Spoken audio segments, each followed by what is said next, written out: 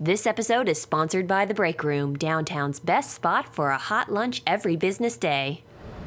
On this episode, TCT's Wizard of Oz, becoming a person of influence, why this show exists, and the Strategic Anti-Crime Summit.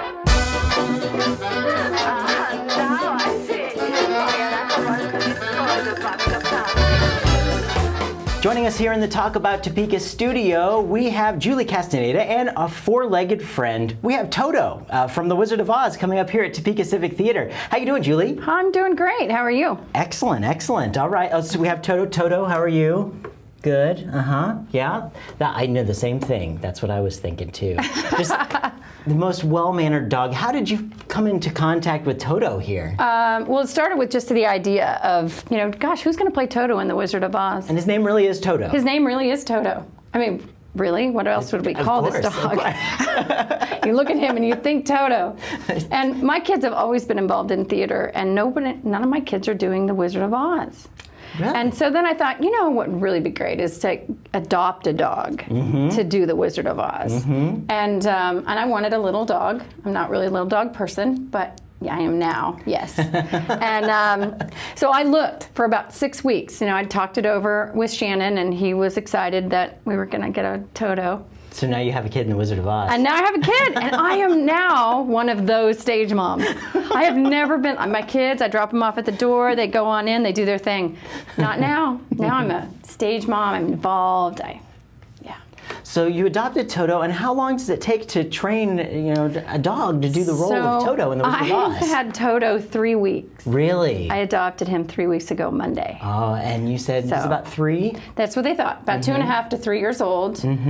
Karen Terrier mix. And he was a rowdy little guy, which is what I was looking for. I needed a dog with some zip, some pizzazz. And he definitely had that. Toto. Toto, in your chair, up here. Thank you.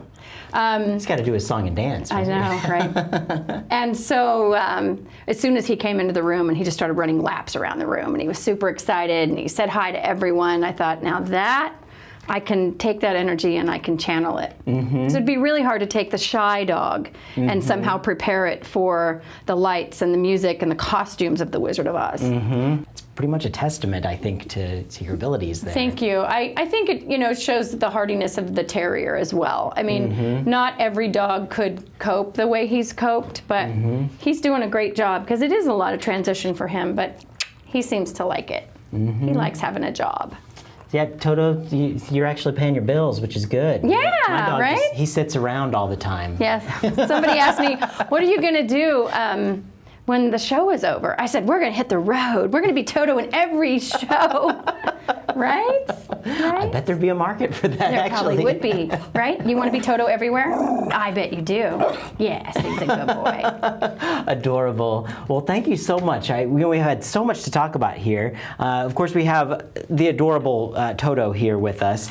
You can see Toto in The Wizard of Oz at Topeka Civic Theatre this summer. Get the tickets, topekacivictheatre.com. They're going to go fast. Of course, and then, Toto's adopted. So if you want to adopt a dog, do that at the Helping Hands Humane Society. And then Dog Day afternoon over here, the Doggy Dude Ranch. We've got some incredible businesses that can help you. Yeah, make turn sure your that, Toto that your into dog.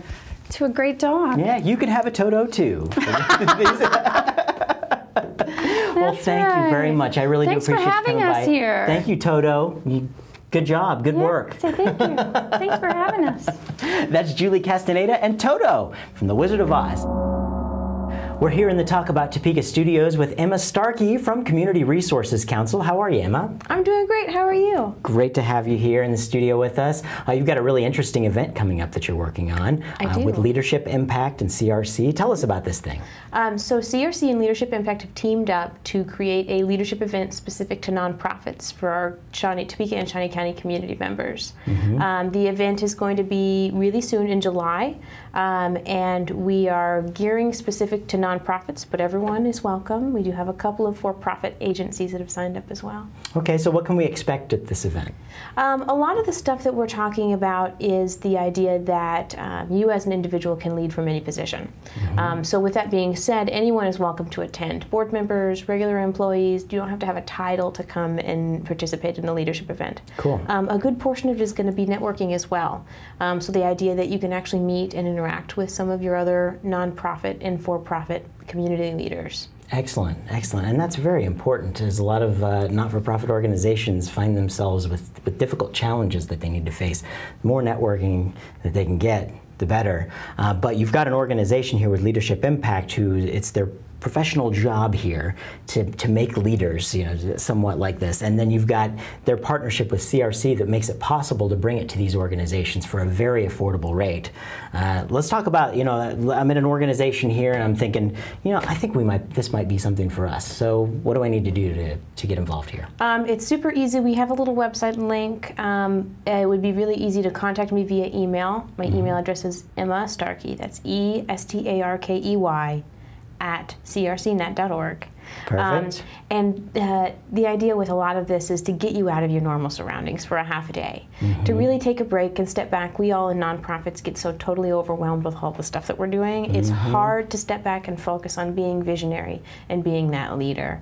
So this gives you a couple of hours to get out of the office, which is great. That's always a plus. Yeah. And to network with some other people and to get some more information about leadership. All right, so how important, in your opinion, is the leadership of an organization like these not-for-profit organizations? Do they just drive themselves? Well, it all kind of rests with the idea that you empower, as a leader of your nonprofit, that you empower all of your employees to be leaders as well. Because if you empower all of your employees, everyone down to the very bottom rung, it's going to give you sort of a leg up with your competitors and with the people that you're providing service to. Because someone who's on the front lines actually might have a good idea of how they can streamline the process. We're going to have a great time together, so you better sign up for this thing. Talk to Emma Starkey with Community Resources Council. Say your email again there. Of course, it's Emma Starkey is my name, Starkey, ESTARKEY at crcnet.org. And your name's Emma Starkey and your email is your game, right? Yes, that's it. All right, so this is going to be great. It starts at 7:15 in the morning. That's when the doors open. The workshop starts at 8 o'clock, and it goes until noon. So make sure you put that on your calendar if you are part of a not-for-profit and you think this might be something for you, or if you know somebody who's in the not-for-profit world. I know a lot of people who I want to hand this to because I know it will help them out, and I know that they might be able to get something from it. And if you do get something from it, you're really getting something for the entire community, because the not-for-profits, they're helping our entire community. So the better they do, the better we all do. That's how it works. Well, thank you so much. That's Emma Starkey with Community Resources Council, and we're telling you to become a person of influence and attend their seminar. So do that. Is that anything else you want to tell them? I think that's good. The event is Thursday, July 23rd. It's 8 a.m. to noon. So do that. That's all you got to do, folks. Well, I thank you so much for coming by, and tell all of our friends over at CRC hello for us. We love those guys. Will do. Thanks, Chris. I'm here with my brother, Frank Schultz, our radio producer here in the Talk About Topeka studios. How are we, Frank? I'm great. How about yourself? Good. Glad to have you here with us, of course, as always. The last time you came on, I mentioned, we wanted to talk a little bit about volunteering. And that's something you've always done a lot of. Oh, I've done it, for years and years and years, yes. Yep, and all over the place. I think it's important for people to know that what we do here with this show, you're actually a volunteer for what you do, and you put all the pieces together for the radio show. You communicate with the station, get everything going the way that it needs to go, edit all that stuff that we talk about here on the show, and it's quite a job. It's typically a job that people get paid to do. What? Maybe I shouldn't have said that. People get paid to do this? But wait a minute. Typically, this is a community program, and we want this program to be grass-fed here in Kansas, here in Topeka. We want it to be, we want to serve Northeast Kansas. We're locally owned here, and we understand that this is really, really an important, piece here. Now, you don't just do this because I'm charming and I'm your brother, Well, right? You are my brother. And some people think you're charming, but just not you. Well, just not me. I mean, that's not why you do. Why are you volunteering to do this? Why do you come in and do all this work every single day to put this show out? It's Well, I can tell you that it's something that I believe in. I don't do stuff that I don't believe in, first of all. I also think it's really good for the community. I mean, the whole Talk About Topeka concept is actually a great concept. And I mean, I know that you couldn't do it all by yourself. So that's why you have me as your radio producer, and then you have Max as your TV producer. Max and volunteers. then you I are just the volunteer. face for radio. We all volunteer, and I provide the face for radio. Yeah. Okay. Well, not call. No, right. Yeah. I volunteered to do this because much kind of like summing that back, what I just said, being in that small business, understanding what it's like to start a small mom and pop business, understanding the odds that are against us, that are stacked way against us. And I feel, expanding upon that, taking that experience and knowing a need that was needed to be filled right there, and taking my background as a guy that has a theater degree, and being able to make a product and dream up something that was able to do the maximum good for this community is exactly what we started to do. That's what we want to do. It's what we do every single day, and what we continue, and it's what we want to grow. Well, see, and another thing that maybe people don't understand, and people that don't realize, is that the guests that are on the show, the producers like myself and Max, our TV producer. No, our guests never get charged to be on the show. Yeah, we don't charge guests. No, and they get between 5 and 10 minutes of airtime, which is expensive. And it's what's cool about it is that those guests come in one time for a 30-minute appointment, and we put them on the radio. There's a good chance they get on the TV show, because we have a lot more time on the radio than we do on TV. And then we turn their stuff into online clips, so they'll be a part of our podcast. It's archived. It doesn't go away. If you're in the TV show, we have that on YouTube. It's archived. It doesn't go away. So you can use those tools. Those organizations can use those tools on their social networks. And people it's have, one 30-minute interview with them. And, HHB. Yeah. Just opened up last week. HHB Barbecue, after they had their big fire, and they moved into the same block as where I work. And I was super excited. I went over on opening day. So I was like, why haven't we had you back on the show yet? And they're like, look around. We've been busy since the 3rd of January. Their building burned down the 2nd of January. We have been busy night and day since the 3rd of January trying to get this space up and running, getting everything passed and all the codes and all the city and all of this stuff. It was a retail space before, and now it's a restaurant, a smokehouse. And she goes, It took a lot of work, It took a lot of work, and it is gorgeous. It really is. Yeah, it is. And if you haven't been down there, you need to go. They're open late, Monday through Friday till 8. Yeah. That's So it's awesome for convenient. downtown. That's awesome. That's perfect for me, because I can leave here at night and go across the street and get me a little barbecue sandwich. What's important to you as consumer? Well, I say this as you. I say this to our viewers and listeners. What's important to you guys what do you want to know? Do you want to know about a business like HHB that had a really hard time? They couldn't have afforded to buy the advertising at that time, and they shouldn't have had to. Is that a reason that you shouldn't hear about their story?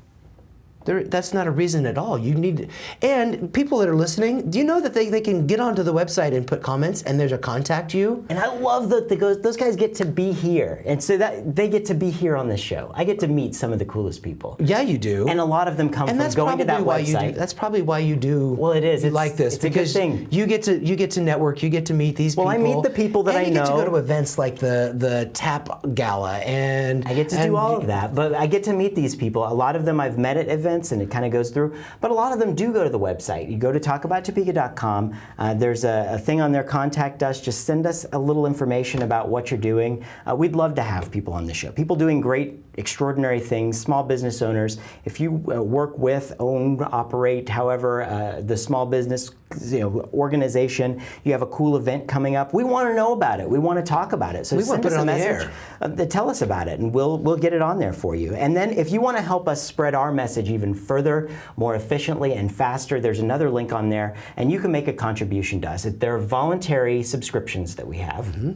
The reason I say they're voluntary is because we'll never restrict this content to anybody because they can't afford it. This is community-owned content. You know, we do this for the community. So if you want to help us out, you want to slip a little money our way every month, there's options for you to sign up for a subscription. There's also options for you to make a gift on there as well. So if you'd like to help support what we do, everything goes back into making this thing grow and making it more efficient and getting the message of more Kansans and more Topekans and more Northeast Kansans out into this community so that we all know what's out there and we can really be proud and celebrate what makes us Kansans. Absolutely. Could I say it any differently? Like I think you've rehearsed that before. I actually didn't. You didn't? I've thought about it. I know you've thought about it. But because you live, and breathe this show, so you're pretty good. Yeah.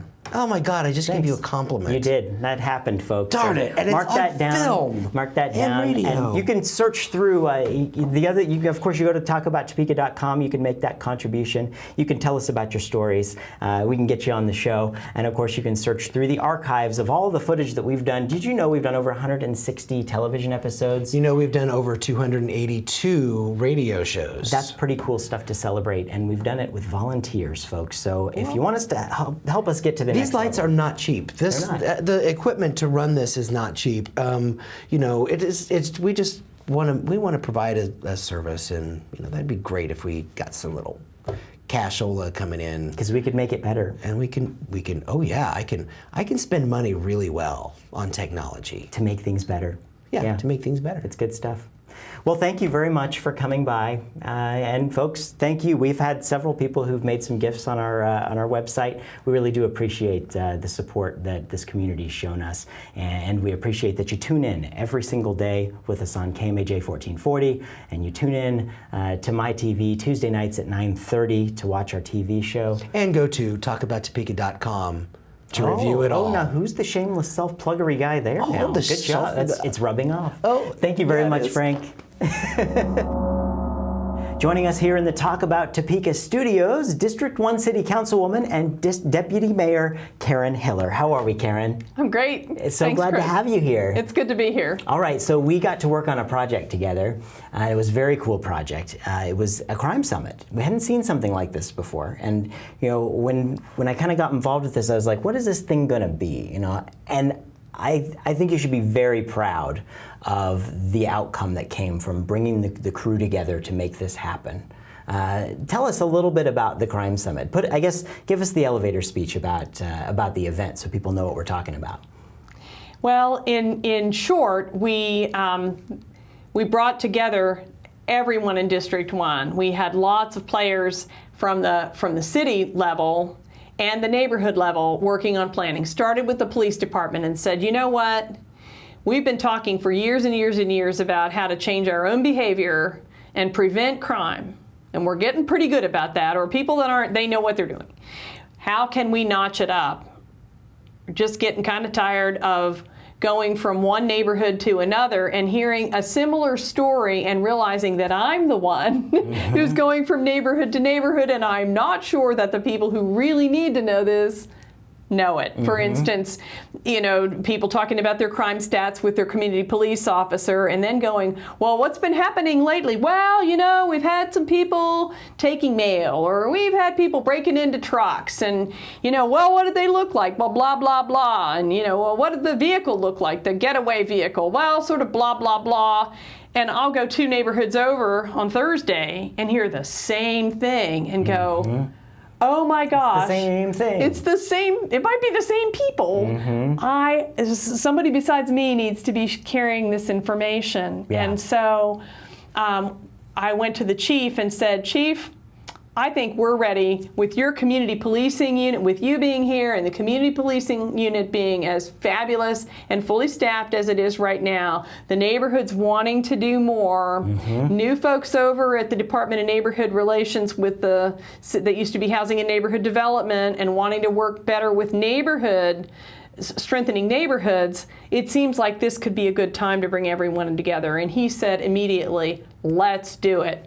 Assigned it top level staff started meeting with police department and DNR. Then we added a whole crew of representative folks from the different neighborhoods that are organized to give some input on what the structure of the summit should be and how we should get the word out to people and so on. And over the course of just a couple of months, put that whole process together, added in some more partners, and did publicity, everything from the general media to the new Nextdoor online to getting a whole fleet of volunteers to go door to door with cards about it, including the businesses, not just the residents, all the renters, all the homeowners, all the businesses, everyone got invited.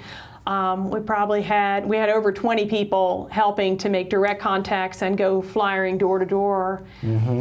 And it was worked. a great turnout. It was a great turnout. Lots of people showed up. I mean, safety within our neighborhoods is obviously a very important topic. It brought people out for the summit, and we should, this was for District 1. This was formulated here because each district kind of has their own pieces. But District 1 is the first district to try this, kind of being the pilot program. And that's right. And it wasn't because we've had a crime wave or because we've had a crisis, really. It's because we all want to do better.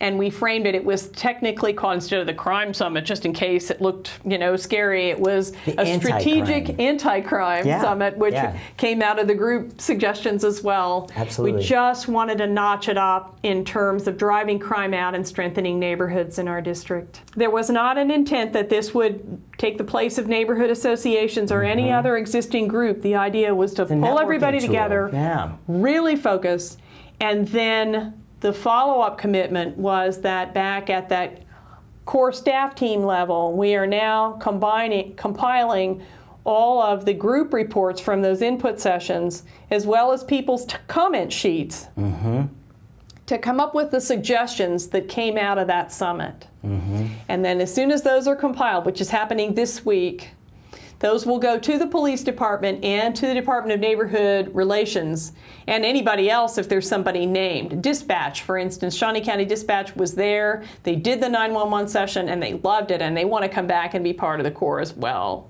Very good. So, okay, what is it we can improve? And what will happen is that that compiled list of recommendations and ideas, as well as the response from those providers of what they think they can do right now, is going to go back to everyone. At which point, we're done. That action needs to happen with the community police officers and with residents at the neighborhood level and with patrol and working to make that system work better. Excellent. It was good stuff. Well, thank you for your work on that, and we look forward to seeing what comes out of this, to see other districts who are having these strategic anti-crime summits in their neighborhoods. Hopefully that will be a trend that picks up really fast. And, kind of our list of things to do that we're going to watch and work on. So we may reconvene in a year to see how we're doing. So we'll see how that goes. It's a good idea. Yeah. Very good. Well, if you need help, count me in. Very good. All right. Thank you so much. That's Topeka City Councilwoman Karen Hiller and Deputy Mayor, of course. So glad to have you here. Thank you so much for joining us today and keeping us in the loop and trying to make our community as safe as it possibly can be.